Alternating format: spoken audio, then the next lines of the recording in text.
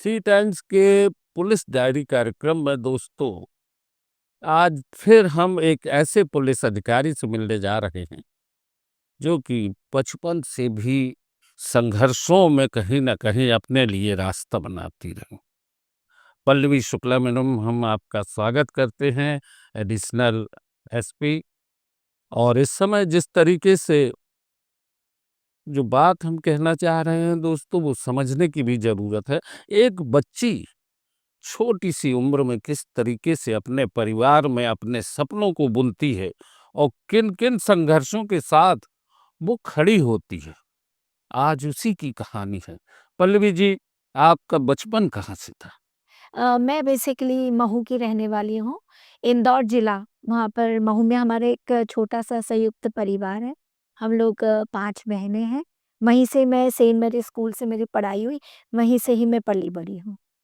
बचपन से आपका क्या सपना था? पढ़ाई लिखाई करते करते एक छोटी सी बच्ची कहीं ना कहीं कुछ बनना चाहती होगी, कुछ देखा होगा कि हमें इस तरीके से अपना कैरियर आगे बढ़ाना है। जब मैंने बीई किया था बीई, एमए, जीएस, से, उस दौरान जब मैं ट्रैवलिंग करती थी, तो मैं कई तरह के समस्याओं से जूझती थी। बचपन में एक सपना लेके चलती थी, उड़ान सीरियल जो था, जिसमें कल्याणी थी। कल्याणी। वहाँ पर एक सपना था कि क्यों ना मैं भी एक पुलिस अधिकारी बनूँ, जो समाज में होने वाली कुरीतियाँ, जो महिलाएँ ट्रैवलिंग के दौरान, जो घर में पक्षपात, घर में छेड़छाड़ और कई तरह की समस्याओं से महिला और छोटी-छोटी बच्चियाँ जूझती हैं, उनको क्यों ना न्याय दिला पाऊँ, इसीलिए मैंने इस फ़ील्ड को चुना। उड़ान लगभग किरण बेदी जी पे केंद्रित था वो सीरियल। किरण बेदी एक बहुत अच्छी पुलिस अधिकारी हुई है और निश्चित तौर पर वो पहली महिला पुलिस ऑफिसर्स हैं भारत की। तो सपना अच्छा देखा, बड़ा सपना देखा और आपने वो चीज हासिल भी की। जी। पुलिस के इस पूरे अभियान में जिस तरीके से आपने यूपीएससी दिया, यूपीएससी के बाद पुलिस अधिकारी बनने की राह भी ऐसी आसान तो नहीं थी, उसमें भी कुछ मुश्किलें थी। जी, सबसे बड़ी समस्या तो ये हुई जब मेरा एमपीपीएससी का रिज़ल्ट डिक्लेयर हुआ था। मैं डीएसपी के पद पे नियुक्त हुई, लेकिन 1 माह बाद ही मेरा रिज़ल्ट परिवर्तित कर दिया गया था। मेडिकल, पुलिस वेरिफ़िकेशन सब कुछ हो गया था। वो एक परिवार और मेरे लिए एक बहुत बड़ा झटका था, क्योंकि सपनों को देखना, सपनों को पाना, फिर सपनों का एकदम अपने सामने से ओझल हो जाना, वो न्याय जो खुद के लिए नहीं, लोगों को दिलाने के लिए एक जो उम्मीद मैंने करी थी, वो एक क्षण भर में बिल्कुल ही नष्ट हो गई, खत्म हो गई। उसके बाद मैंने फिर सोचा कि नहीं, मैं इतनी आसानी से अपने उस सपने को अपने हाथों से जाने नहीं दूँगी। बहुत ही कम उम्र में मैंने माननीय न्यायालय हाई कोर्ट का दरवाज़ा खटखटाया और मैं बहुत आज भी तहे दिल से उन सभी न्यायाधीशों के लिए नमन करती हूँ, उन्हें धन्यवाद देती हूँ कि 4 साल का मेरा प्रकरण न्यायालय हाई कोर्ट इंदौर में रहा और फाइनली मैंने जीत हासिल करी और जिस मुकाम पे मुझे जाना था, उस मुकाम पे मैं पहुँची। तो दोस्तों ये होता है, अपना लक्ष्य निश्चित हो तो आपकी लड़ाई भी आसान हो जाती है। अगर आपका सपना सही है तो आप उसको पा भी सकते हैं, उसको छोड़ना मुश्किल होता है। यही पल्लवी जी की ये जिद थी जो उन्होंने हासिल किया। उनके साथ अगर कहीं कुछ गलत हुआ था तो उन्होंने उसको पाने के लिए अदालत की चौखट पर अपना दरवाजा पर दस्तक दी और आज वो पुलिस अधिकारी के तौर पर हैं। पहली आपकी पोस्टिंग कहाँ पर हुई थी? मेरी सबसे पहली पोस्टिंग इंदौर में हुई, उसके बाद बाबा महाकाल की नगरी उज्जैन में हुई, उसके बाद माई बगलामुखी का सभी ने नाम सुना है, नलखेड़ा, वहाँ पे मैं एसडीओपी सुसनेर रही। उसके बाद मैं पुनः एडिशनल एसपी उज्जैन हुई और अब माँ नर्मदा की नगरी में एडिशनल एसपी जबलपुर के पद पे पदस्थ हूँ। नर्मदा का प्रवाह बहुत अलग है। नर्मदा की धारा में एक अपने तरह का एक संगीत भी है, एक गीत भी है और आपकी उम्मीदों के हिसाब से अगर बोलें तो नर्मदा का संघर्ष भी बहुत है। नर्मदा ने विपरीत दिशाओं में बहकर एक ऐसी धारा जन्म दे दी है जो हमारी कला, साहित्य, संस्कृति सबका हिस्सा होती है। पल्लवी जी, एक समय आता है कि पुलिस अधिकारी हर दिन चुनौतियाँ होती हैं। कोई ऐसी घटना, कोई ऐसा केस जिसको आप हमेशा याद करेंगे? ये कोरोना काल का तो आपका है ही रेमडेसिविर वाला मामला, वो क्या था? एक्चुअली जब बहुत ही बुरा संक्रमण काल पूरे भारत देश में चल रहा था, सेकेंड वेव थी, लोग बहुत परेशान थे, लोगों की डेथ हो रही थी। उस समय एक परिवार जूझता हुआ मेरे पास में आया। हम लोग चौराहे पर ड्यूटी कर रहे थे कि मेरे परिवार को एक ब्लैक फंगस रेमडेसिविर इंजेक्शन की ज़रूरत है, पर संबंधित मेडिकल वाला उसको हमारे पास इतने पैसे नहीं हैं और जितनी मार्केट वैल्यू का वो इंजेक्शन है, उसका 4 गुना दाम लगाकर वो दे रहा है। मेरा हृदय उस समय बहुत ज़्यादा व्याकुल हो गया कि उस व्यक्ति को जो कि एक शैय्या पर मौत की शैय्या पर लेटा हुआ है, उसको न्याय दिलाना बहुत ज़रूरी है। इसलिए मैं खुद महिला ग्राहक बन के गई।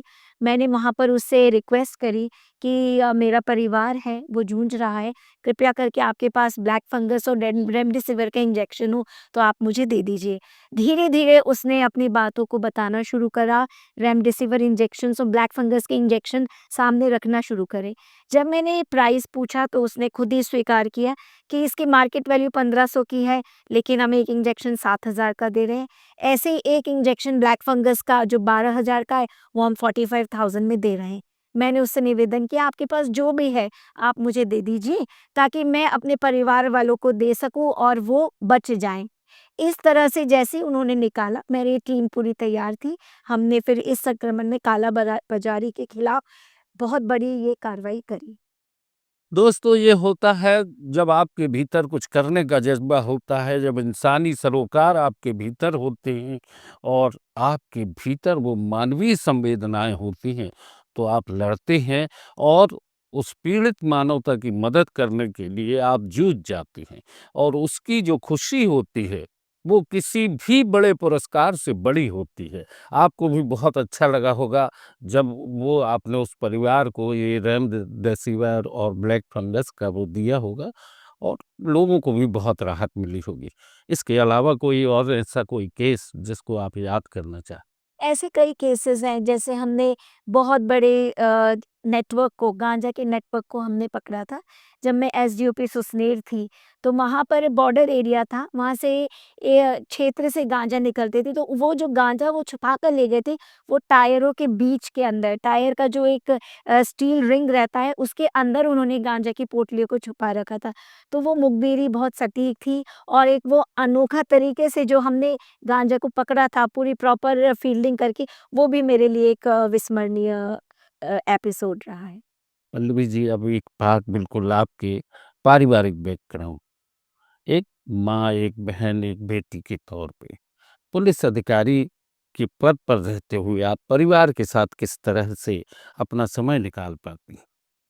जब इस पद को मैंने चुना था, जब ही मम्मी-पापा को मैंने ब्रेन में डाल दिया था कि अब हम देश की सेवा में लग गए हैं। आप आपके लिए भी उतना ही मेरे लिए इम्पोर्टेंस है, लेकिन देश के लिए ज़्यादा है। वो मुझे उतना ही सपोर्ट करते हैं और अकेले माँ-बाप हैं, पिताजी बुज़ुर्ग हैं, माँ भी बुज़ुर्ग हैं, पर मैं रिस्पॉन्सिबिलिटी दोनों तरफ से बहुत अच्छे से निभा पा रही हूँ, ये बाबा महाकाल का आशीर्वाद है। दोस्तों, पल्लवी शुक्ला जी की जो कहानी है, वो एक अपने आप में प्रेरणादायक भी है, संतुलन भी है, संस्कार भी हैं और शौर्य भी है। शौर्य का मतलब ये नहीं कि आप हमेशा लड़ने के लिए ही शौर्य की बात करें। जब आप किसी की मदद करते हैं, जब आप किसी को अपने पद पर रहते हुए न्याय दिलाते हैं, जब आप किसी के चेहरे पर मुस्कान ला देते हैं, वह भी एक जीत होती है और ऐसी जीत की मुझे कल्पना हमेशा रहेगी कि पल्लवी जी हमेशा आम लोगों के बीच में इसी तरीके से मुस्कुराते हुए उनकी दुख दर्द और उनकी परेशानियों को दूर करें। पल्लवी जी, हमारे युवाओं को, महिलाओं को और आम जनता को आप क्या संदेश देना चाहिए? सबसे पहले तो मैं अपने ही विभाग के जितने भी सबॉर्डिनेट्स हैं, उनको ये संदेश देना चाहूँगी कि अगर कोई भी व्यक्ति व्यथित आपके पास आता है, कोई आवेदन को लेके आता है, वो उसकी फ़ाइल होती है, FILE। अगर हम उल्टा करके देंगे तो वो उसकी लाइफ़। लाइफ तो हमको उसको बहुत अच्छे से हैंडल करना है, उसकी पूरी समस्याओं को सुनना है और जहाँ तक हो न्यायप्रिय उसके लिए कार्रवाई करनी है। युवाओं के लिए मैं ये संदेश दूँगी कि आजकल सोशल मीडिया और अल्कोहलिज़्म बहुत स्तर पर युवाओं को नष्ट करने पे तुला हुआ है। कोई भी अननोन रिक्वेस्ट हमारे युवा उसे एक्सेप्ट न करें, स्पेशली छोटी-छोटी बच्चियाँ, क्योंकि वो किस रूप में आते हैं, उसके बाद किस तरह से आपसे दोस्ती करते हैं, फिर ब्लैकमेलिंग की जाती है, जिसके कारण कई महिला और कई बच्चियाँ परेशान हो जाती हैं। इसलिए सोशल मीडिया को, किसी भी फ्रेंड रिक्वेस्ट को, फेसबुक हो, व्हाट्सएप हो, ट्विटर हो, कोई भी चीज़ हो, उसको एक्सेप्ट करने के लिए बहुत ही अलर्ट मोड पर रहें। इसके अलावा नशाखोरी से दूर रहें, क्योंकि उस पल आपको ये चीज़ें करना बहुत अच्छी लगती हैं, पर कुछ समय बाद जब आपका शरीर साथ नहीं देता है, तब आपको रियलाइज़ होता है कि जब आपका समय था कुछ कर गुज़रने का, आपने अपना बहुमूल्य समय इन गंदी विसंगतियों में वेस्ट कर दिया। दूसरी चीज़ मैं ये कहूँगी कि जो छोटी-छोटी, नन्ही-नन्ही बच्चियाँ हैं, नाबालिग हैं, युवा हैं, वो अभी पौधे हैं जो आगे चढ़ के पेड़ बनेंगे। पुलिस उनकी दोस्त है। अगर उनके साथ कभी भी कोई भी अन्याय की घटना घटती है, वो हमारे पास आएँ। कई तरह की MP गवर्नमेंट ने PHQ द्वारा कई तरह की अच्छी-अच्छी योजनाएँ चलाई गई हैं। इसके अलावा वो जो भी शिकायत दर्ज करती हैं, वो गोपनीय रखी जाती है। आएँ, अपनी समस्याओं को पुलिस को बताएँ। तो दोस्तों, पल्लवी शुक्ला मैडम ने आपसे एक आग्रह भी किया है, एक अपील भी है कि आप पुलिस के साथ जुड़ें, अपनी बात कहें, साहस रखें, आपके साथ जो हुआ है उसको छुपाएं नहीं। आपको जो जानकारी है वो ज्यों की त्यों बताएं और साइबर सेल और साइबर क्राइम से बचने की भी सलाह है। सोशल मीडिया पर आपकी भूमिकाएं आपको खुद तय करना होंगी। दोस्तों, समय सरक रहा है, ये वर्ष भी बीत रहा है, नया वर्ष आने वाला है, तो तय है कि नई उम्मीदों के लिए नए द्वार खोलें, ताकि हम अपने देश को और अपने समाज को एक नई दिशा दे सकें। पल्लवी शुक्ला मैडम ने जो चर्चा की, जो संदेश दिया, उसके लिए बहुत बहुत धन्यवाद। Thank you.